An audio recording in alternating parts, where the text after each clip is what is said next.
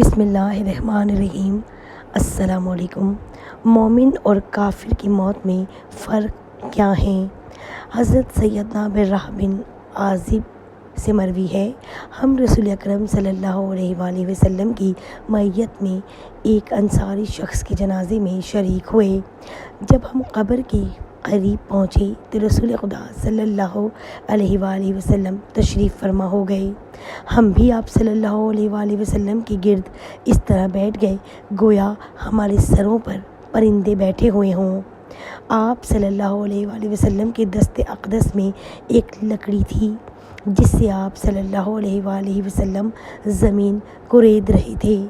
پھر آپ نے اپنا سر انور اٹھا کر ارشاد فرمایا، قبر کی آزمائش اور اس کے عذاب سے اللہ عز و جل کی پناہ مانگو۔ 2 یا 3 مرتبہ یہی ارشاد فرمایا۔ پھر فرمایا، بے شک بندہ مومن جب دنیا سے کوچ کر رہا ہوتا ہے تو سورج کی طرح سفید چہرے والے فرشتے اس کے پاس آتے ہیں۔ ان کے پاس جنت کا کفن اور خوشبو ہوتی ہے۔ وہ اس کے پاس حد نگاہ تک بیٹھ جاتے ہیں جہاں تک اس کی نگاہ پہنچتی ہے۔ پھر ملک الموت حضرت سیدنا اسرائیل علیہ السلام تشریف لاتے ہیں اور اس کے سر کے قریب بیٹھ کر فرماتے ہیں، اے اطمینان پانے والی پاکیزہ جان، اللہ عز و جل کی مغفرت اور اس کی رضا کی طرف نکل۔ آپ صلی اللہ علیہ وآلہ وسلم نے ارشاد فرمایا، اس کی روح مشکیزے سے قطرے کی طرح نکل جاتی ہے۔ فرشتے اس روح کو تھام لیتے ہیں اور حضرت ملک الموت علیہ السلام کے ہاتھ میں لمحہ بھر بھی نہیں چھوڑتے۔ پھر وہی جنتی کفن پہناتے اور خوشبو لگاتے ہیں تو اس روح سے دنوی کستوری سے بھی پیاری خوشبو نکلتی ہے۔ پھر فرشتے اس کو لے کر آسمان پر چڑھتے ہوئے فرشتوں کے جس گروہ کے پاس سے بھی گزرتے ہیں وہ پوچھتے ہیں، یہ پاکیزہ روح کس کی ہے؟ فرشتے جواب دیتے ہیں، یہ فلاں بن فلاں کی روح ہے، اور اچھے اچھے القابات سے اس کا نام لیتے ہیں، یہاں تک کہ وہ آسمان والوں دنیا تک پہنچ جاتے ہیں اور اس کا دروازہ کھلواتے ہیں تو ان کے لیے اس کو دوسرے آسمان تک پہنچاتے ہیں، یہاں تک کہ وہ 7ویں آسمان تک پہنچ جاتا ہے۔ تو اللہ عز و جل ارشاد فرماتا ہے، نامہ اعمال علیین، یہ وہ مقام ہے جہاں نیک لوگوں کے اعمال لکھے جاتے ہیں، میں لکھ دو اور اس کی روح کو زمین کی طرف لوٹا دو۔ پھر اس کی روح جسم میں لوٹا دی جاتی ہے اور اس کے پاس 2 فرشتے آ کر پوچھتے ہیں، تیرا رب کون ہے؟ وہ جواب دیتا ہے، میرا رب اللہ عز و جل ہے۔ پھر وہ پوچھتے ہیں، تیرا دین کیا ہے؟ وہ جواب دیتا ہے، دین الاسلام، یعنی میرا دین اسلام ہے۔ اس کے بعد فرشتے اس سے پوچھتے ہیں، دنیا میں اس شخصیت کے متعلق کیا کہا کرتا تھا جو تم پر مبعوث ہوئی؟ کیا یہ اللہ کے رسول اللہ صلی اللہ علیہ وآلہ وسلم ہے؟ تو وہ جواب دیتا ہے، ہاں یہ اللہ کے رسول ہیں۔ وہ پوچھتے ہیں، تجھے کس نے بتایا؟ وہ جواب دیتا ہے، میں نے قرآن حکیم پڑھا، اس پر ایمان لایا اور اس کی تصدیق کی۔ رسول اللہ ارشاد فرماتے ہیں کہ آسمان سے ایک منادی اعلان کرتا ہے، میرے بندے نے سچ کہا ہے، اس کے لیے جنت کا بچھونا بچھاؤ، اسے جنتی لباس پہناؤ اور اس کے لیے جنت کا دروازہ کھول دو، بس اس کو جنت کی ہوا اور خوشبو پہنچے گی۔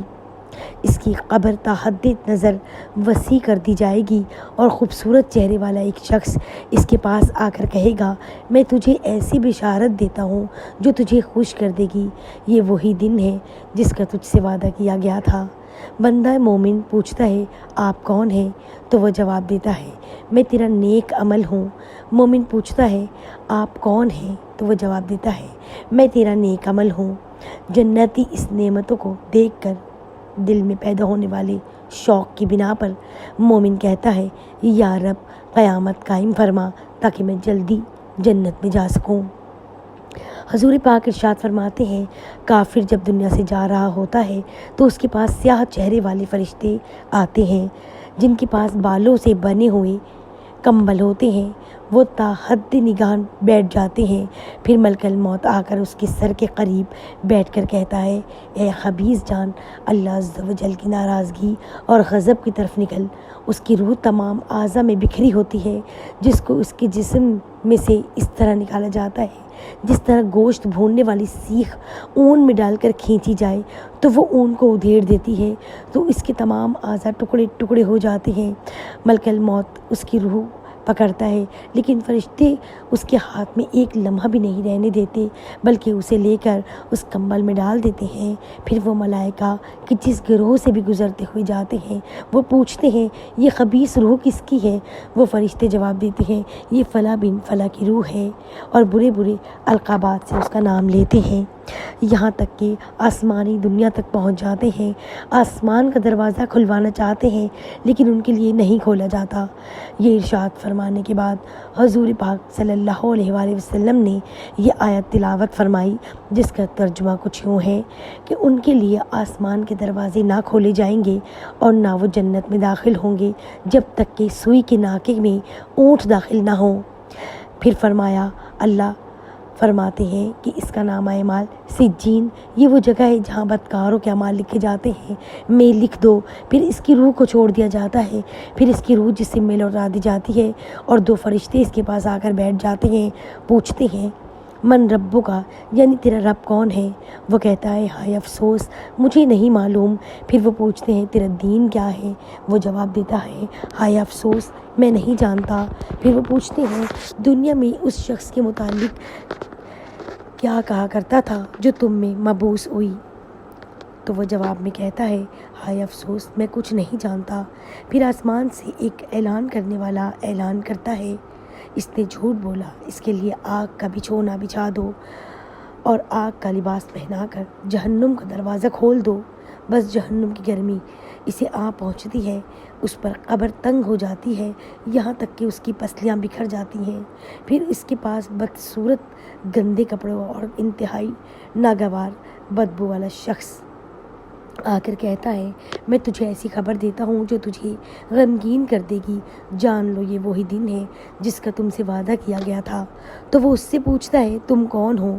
وہ جواب دیتا ہے، میں تیرا دنیا میں کیا ہوا خبیث عمل ہوں۔ تو وہ مردہ کہتا ہے، اے میرے رب عز و جل، رب تو قیامت قائم نہیں کر